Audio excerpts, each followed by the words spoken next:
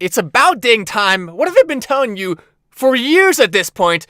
Cryptocurrency mining significantly better for you and for the environment than the current economic systems. Finally, we have a mainstream article. It only took 2 years for us to get this from Fortune, why keeping Bitcoin mining in the US helps the economy and national security and even the environment. Of course it does. It's obvious. The Cambridge Center for Alternative Finance Estimates says that the global mining of Bitcoin uses less than 0.2% of the world's energy production, which is comparable to around just the refrigerators alone in the US, and far less than data centers and data networks generally. It's not even particularly close. In other words, they say, it uses a very small amount of energy in the grand scheme of things, and nearly 60% of what it does, by the way, you probably have heard lower estimates, comes from renewable energy. The estimates that it's higher are more accurate because it's more profitable. Of course, more people are using renewable sources of energy. Why wouldn't they? So there's this idea that most of it's bad. Of course it's not. And then they go further and they absolutely wreck the people who provide counter opinions to this simple fact here. These critics are now citing marginal emissions data, which is merely cherry-picking businesses they don't like for political reasons, and saying that those businesses use too much energy. To be clear, Bitcoin mining does not emit anything. It requires computers, which use electricity, just like any other data center. So to say these policy proposals and their tortured justifications are misguided would be the kindest possible reading. Their effects would be devastating to the environment, the economy, and U.S. national security. Undeniably very true. But fortunately, we're not just going to have better security and better environment. We also have the ability to get rich as heck from Dogecoin, as we are now having experts predicting 100k BTC potentially by the end of the year, as we've already seen a 70% rally in this year, which is a heck of a nice thing to see. But you combine that with this. The bank collapse is forming consolidation of the banking industry. Everyone knows bankers are perhaps the least liked people on the planet because they're very greedy and they do a lot of bad things and they're very shady and they do a lot of bad deals. And I'm sure there's someone's dad out there who's the best banker in the world. They're super kind, but I'm sorry, buddy. You're the minority. Most of the bankers suck. A lot. They're bad. I don't like them. They're Bill Gates-esque. Bank consolidation threatens freedom, makes case for Bitcoin. Undeniably true here, because we have seen over and over and over again these massive banks having to form together. As they fail, as Silicon Valley Bank fails, gets bought out by a bigger bank. More and more, we're seeing consolidation, monopoly, and once there is more of a monopoly, we already have, which is weird to think about, we already have the fact that pretty much every single bank in the United States runs on the same hours. Have you ever thought about how weird that is? Wouldn't someone come in and make a bank that runs just a little bit longer? You have longer hours, and then boom, now you get all of the business. Just common sense. Well, you can't, because there's a monopoly on banks, and the Fed gatekeeps that monopoly in a pretty significant way. So that's why cryptocurrency doesn't have that gatekeeping. You're allowed to just go in and do what you please, which is a beautiful, beautiful thing. Decentralization is the solution to the massive greed in the banking industry. And Dogecoin is going to absolutely benefit massively from that, as Dogecoin right now is in a position where it's the #1 most wanted to be spent cryptocurrency. It's not even particularly close. Bitcoin, people use it, people spend it, but in terms of the amount of holders, the percentage of holders who want to actually spend it, it is nothing compared to Dogecoin. Dogecoin absolutely and totally blowing Bitcoin out of the water in terms of the number of people who want to spend it. That right there is why Dogecoin, as we start to see the banks fail, as a form of use case for spending Dogecoin on things, as it does have a slight inflation rate that's not too crazy and will go down over time, Dogecoin's beautifully positioned to be the #1 cryptocurrency of Earth used for transactions. By the end of our lifetime, it will be. And when that happens, every single person who's investing in Dogecoin now is going to benefit massively from it. Many people are going to get extraordinarily wealthy. Early investors in Dogecoin, people investing right now, calling things early, taking a little bit of a risk that is going to pay off so big that's going to make all other risks look like absolute cheesecake, which makes no sense at all. I don't. Good morning.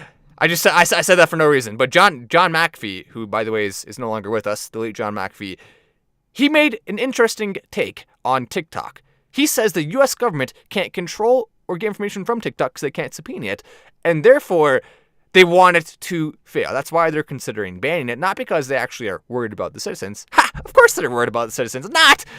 Well, if you're worried about us, why are you spending all of our money into debt?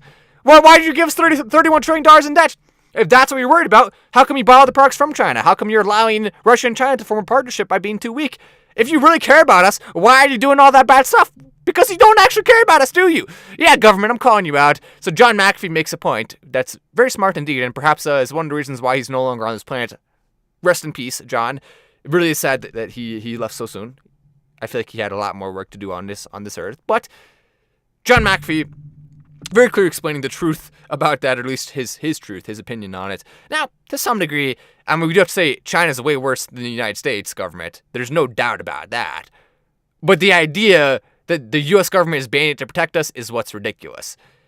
I would prefer if there's a different country besides China where the U.S. still couldn't subpoena it, they still wouldn't have control, doesn't have a authoritarian dictatorship government that's really, really doing awful things, atrocious things. That would be nice, but we don't have that. So at the end of the day, we just need to know the real reasons why the governments are doing what they're doing, and most of the time it ends up being the fact that most of them are doing it for either the wrong reasons or for reasons that won't actually fix anything. Someone said John McAfee did not take his own self out of the planet, and I think that there's no doubt about that. There's no way. I mean, I just don't see any chance that he actually took his own self out like that. I think everyone kind of has a consensus. There's some people where when this happens, you're like, yep, they probably did do it. They seemed like they would be in that position, right? With John, I don't see any way that he would have done that. There's just no way. Could I be wrong? Sure, anyone can be wrong. But if we're talking about probability, it's what, like 90% chance he didn't, 10% chance he did? Not to be too morbid, because, I mean, we are talking about a real human being's life, and it is very sad to think about. But at the end of the day, I think the best thing we can do for him, the best thing we can do to honor his memory, is to reveal the truth. That's what he would have wanted. That was part of his entire message. Expose the truth, expose the powerful, and win.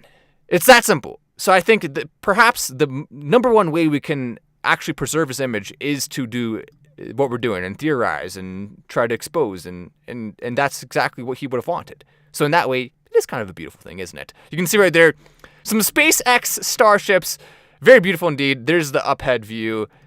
I mean, how cool is that? So you see the 3 different ones lined up together, which is the first time you're ever seeing that. Starbase, flyby, what a view, and you can see the black, the silver.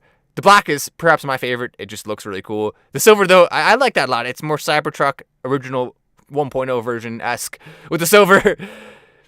I mean, it makes sense. He owns Tesla and he's doing Cybertruck, and he owns this. I mean, it's very similar. Build quality, materials, all having a specific efficiency use case. It makes sense. By the way, if you want to press the like button, make sure to go down there, give the like button a press. If you do that, I will save 1 kitten for every like button pressed, possibly. Now, I can't guarantee that because it's hard to save kittens. But I'm just saying, if you press the like button right now and I see a kitten in a tree somewhere, I will save that kitten. Now, if there's enough kittens in trees to equal the amount of like button presses, then I will save 1 kitten for each like button pressed. So if you want to save kittens right now, if you like saving little cute kittens, and by the way, I'm a dog person, but I still would happily save a kitten because kittens are cool too.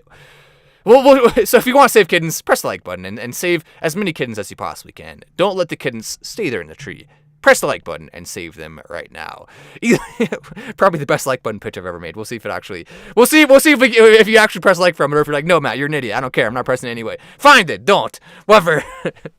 Elon Musk will join. Just enjoy the content. Then Elon Musk will join Linda Yaccarino at possible event to discuss Twitter 2.0. It will raise topics about the value of the new Twitter for marketers, culture, and conversations. There it is. Elon Musk joins possible marketing event.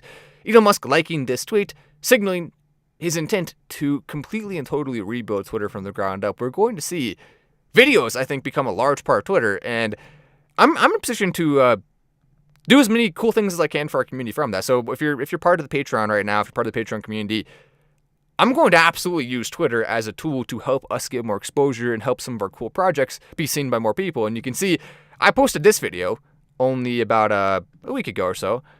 And let me see if I can find it here. I think it's a little bit higher there. There it is, right there. Nope, that's not it. We have to scroll down a bit more. And we have to find it here. But it is up to 2 million views. There we go, we're almost there.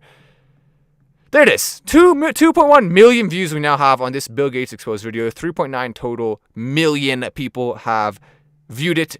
on Twitter, and the amount of people who've actually watched it is 2.1 million of those 3.9. So heck of a big reach on that. And as Elon Musk expands Twitter, this is going to be huge.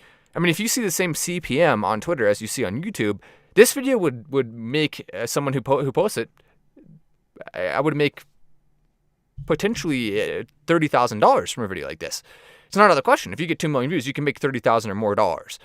So the idea that Elon Musk has the ability to change Twitter and put it in that perspective, we could have a huge influx of cash for our community from that perspective. And the reason why I say that is because I'd like to actually spend money I'm making on helping our community. I like to spend money I'm making on doing cool things and growing our community even more. And so the more I make, the more I invest into our community. And that's one of the beautiful things about it. Speaking of beautiful things, we really want to see that soon. That's not what's beautiful. Neither of these guys. I wouldn't put them in the beautiful category necessarily. Remember, their bank account's pretty beautiful. We're not gonna lie about that. The beautiful bank account. That's undeniable. But it would be beautiful to see this actually happen. Come on, please.